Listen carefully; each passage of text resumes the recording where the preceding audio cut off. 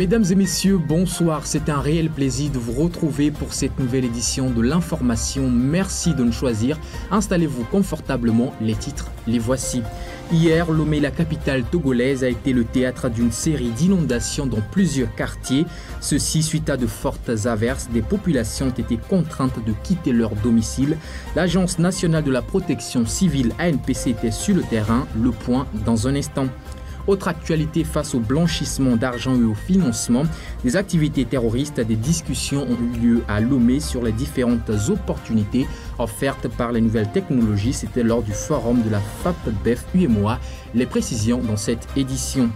Au-delà de nos frontières, nous parlerons des dégâts causés par les pluies diluviennes en Côte d'Ivoire. Le porte-parole du gouvernement a annoncé le décès d'une trentaine de personnes, dont 22 à Abidjan. Le pays subit de fortes précipitations depuis avril dernier. Puis nous irons au Soudan. Les affrontements se poursuivent entre armées régulières et forces paramilitaires après maintes trêves. L'Organisation internationale pour la migration a annoncé un déplacement à l'interne de moins 2,5 millions d'habitants. C'est tout pour le menu de ce soir. Restez avec nous, les précisions, c'est dans un instant.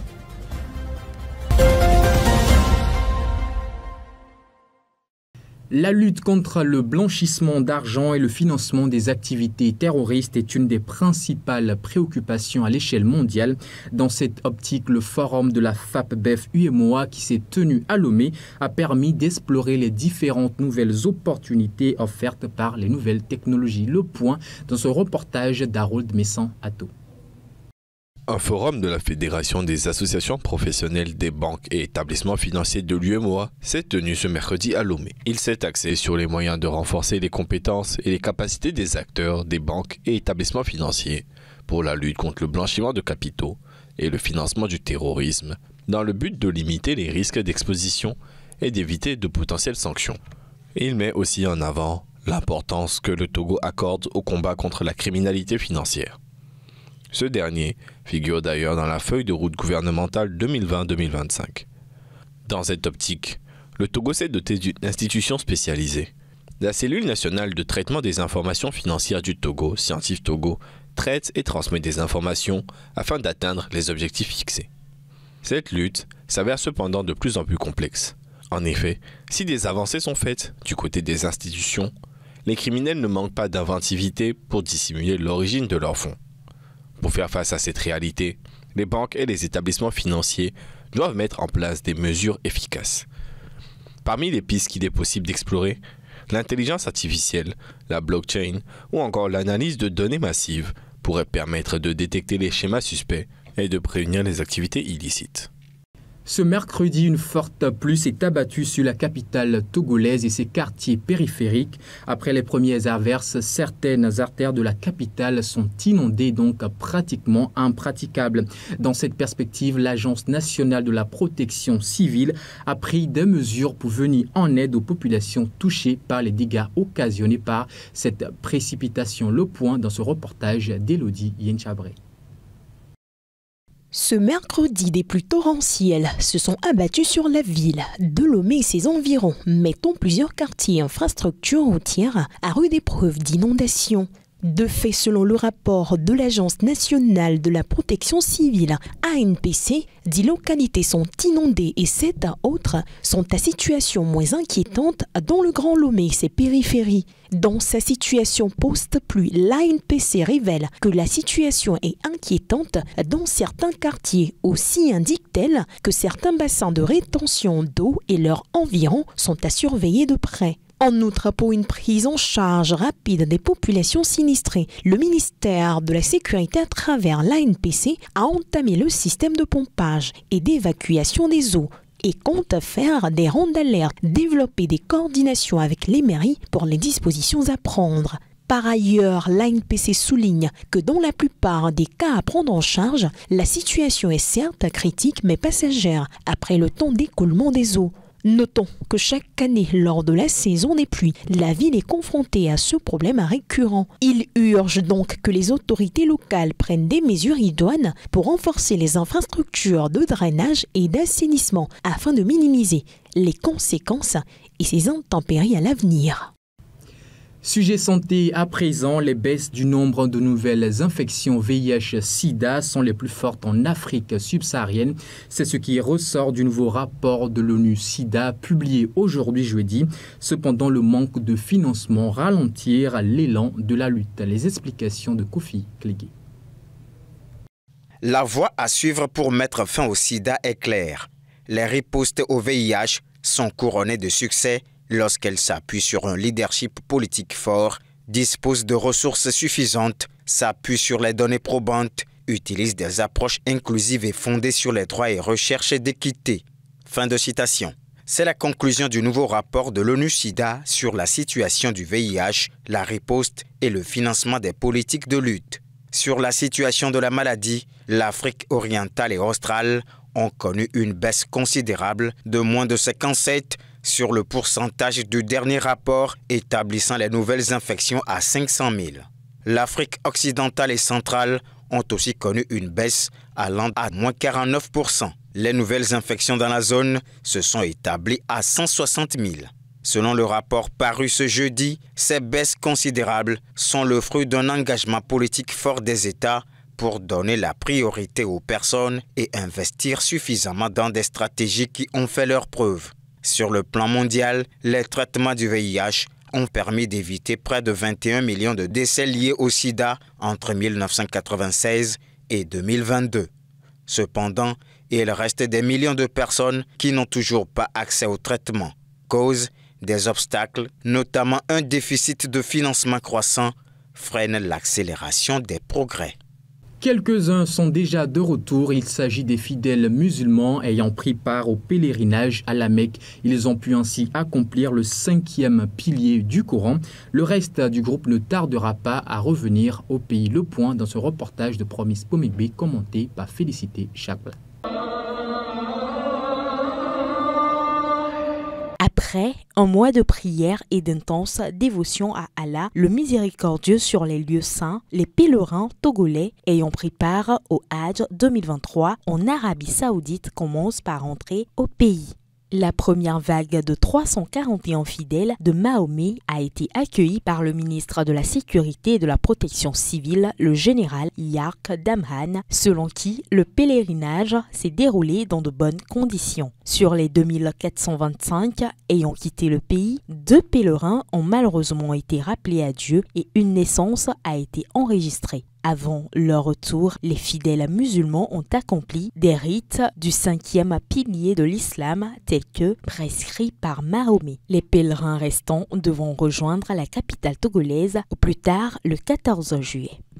Direction région septentrionale du pays à présent, la vie se complique davantage pour les populations du Nord. Et pourquoi? La situation sécuritaire a conduit à l'interdiction de certaines cultures. Les populations sont obligées de réduire leur espace cultivable ou de changer carrément de culture. Conséquence, ces interdictions pèsent sur les zones frontalières de certaines préfectures. Le point. Les premières pluies du mois d'avril ont donné le ton aux activités champêtres au Togo.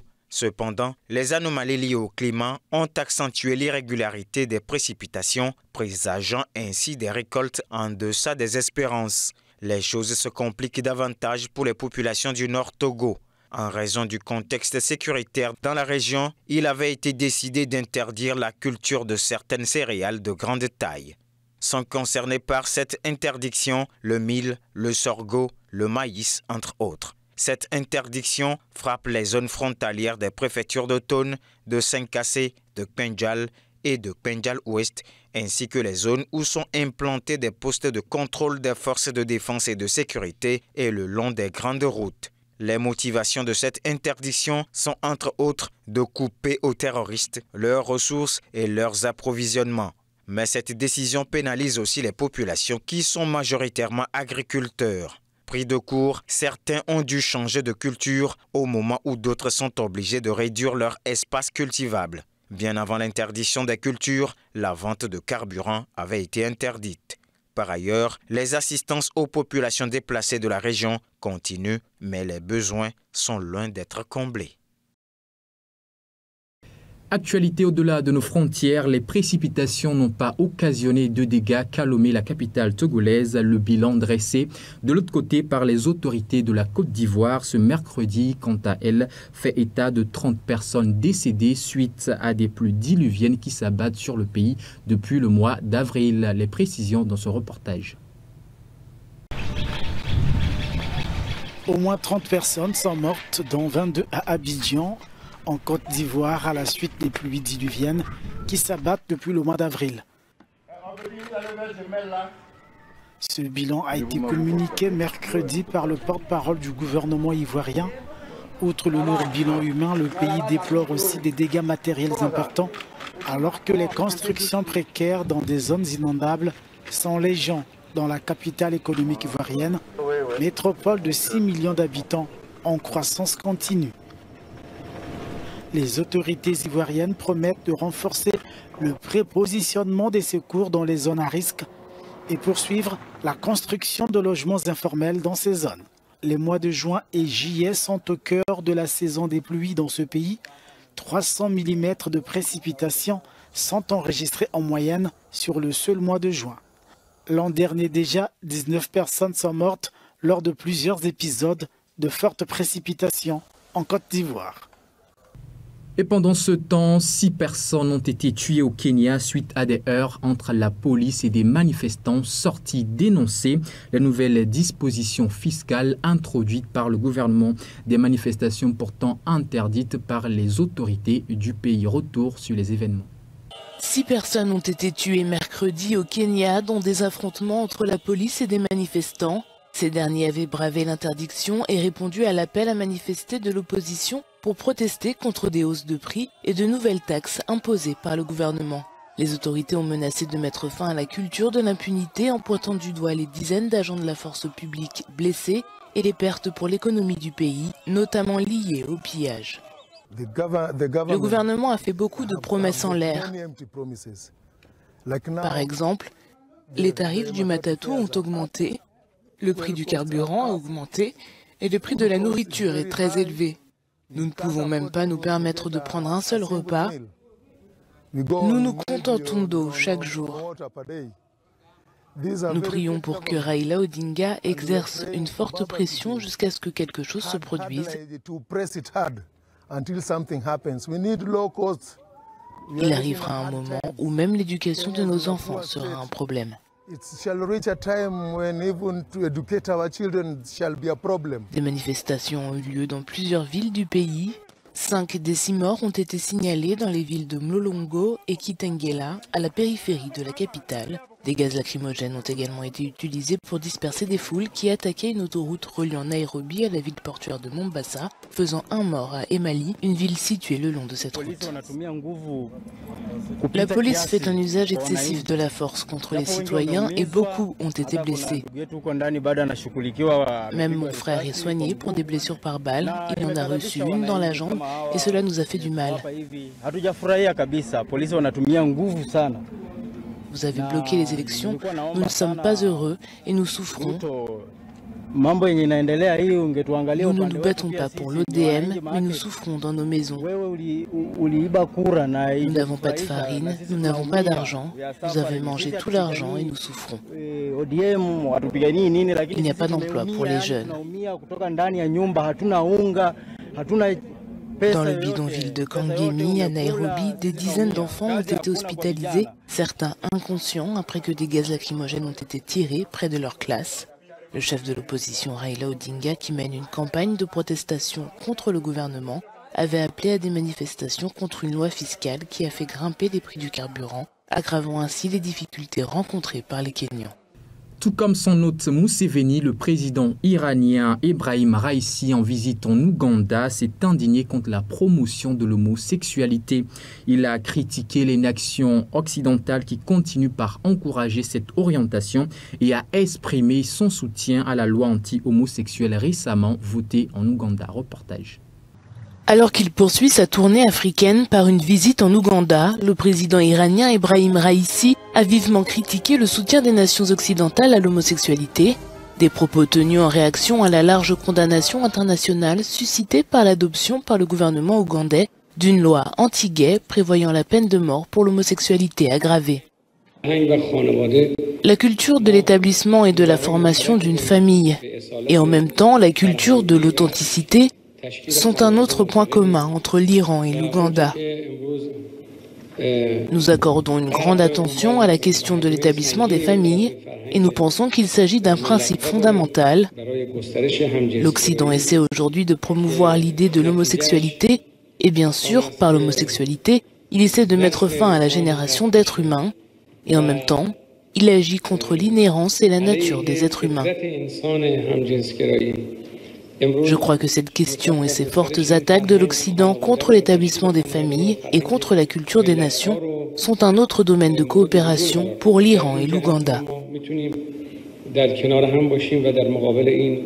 Cette visite en Afrique est la première d'un dirigeant iranien depuis plus de 10 ans. Le pays, qui est soumis à de lourdes sanctions économiques de la part des États-Unis, cherche à établir davantage de partenariats dans le monde entier. M. Raïssi se rendra également au Zimbabwe.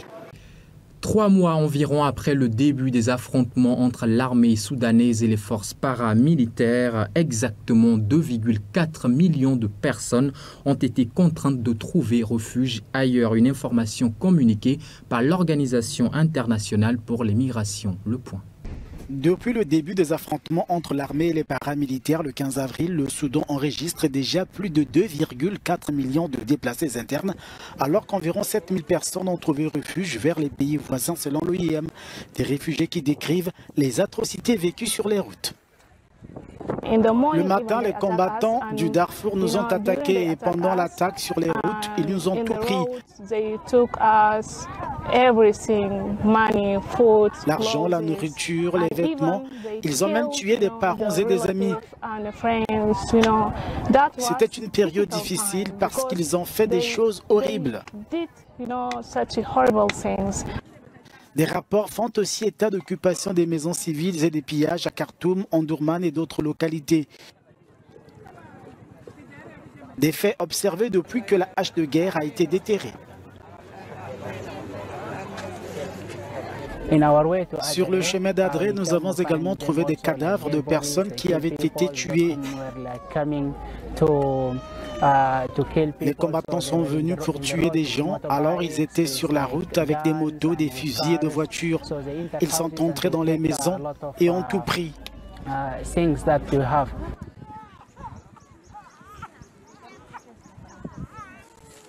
Plus de 72% des personnes déplacées étaient originaires de Khartoum et environ 9% de la province du Darfour occidental, 2 endroits où les affrontements se sont concentrés, selon l'Organisation internationale pour les migrations. Plus de 3 semaines après l'assassinat du gouverneur d'El Geneina, nous avons un flux massif qui ne s'arrête pas dans la ville d'Adré. C'était une très petite ville et maintenant, vous savez, chaque jour le nombre change bien sûr. Mais maintenant, vous avez un flux massif. L'Organisation internationale pour les migrations a indiqué que 65% des personnes ayant fui vers les pays voisins étaient des ressortissants soudanais et que le reste était constitué d'étrangers et de réfugiés contraints de retourner dans leur pays d'origine. Parlons sport à présent pour clore cette édition. Les 54 nations africaines connaissent depuis cet après-midi leurs adversaires dans le cadre des éliminatoires comptant pour la prochaine Coupe du Monde. Les éperviers du Togo vont évoluer dans le groupe B accompagnés de 5 autres nations dont le Sénégal. Bernard Quinvi. La Confédération africaine de football a procédé ce jeudi au tirage au sort des groupes éliminatoires au Mondial 2026 à Abidjan en Côte d'Ivoire. Les 54 nations africaines connaissent désormais leurs adversaires dans cette campagne. Le Togo, placé au début dans le chapeau 4, a une idée sur ses adversaires. Les éperviers se logent dans la poule B avec le Sénégal, la RDC, la Mauritanie, le Soudan du Sud et le Soudan. Tout comme dans les autres groupes, le premier de la poule du Togo validera son billet pour la phase finale. Rappelons que les 54 nations sont réparties dans 9 groupes. Les 4 meilleurs deuxièmes s'affronteront dans un mini-championnat qui permettra à son vainqueur de prendre part aux barrages intercontinentaux. L'édition 2026 de la Coupe du Monde sera organisée conjointement par les États-Unis, le Canada et le Mexique. Cette édition nommée United 2026 sera la première à réunir 48 équipes au lieu de 32. Et voilà, c'est ce qui met un point final à cette édition. Mesdames et messieurs, merci à vous de nous avoir suivis. Merci pour votre fidélité et surtout, bonne suite de soirée chez vous.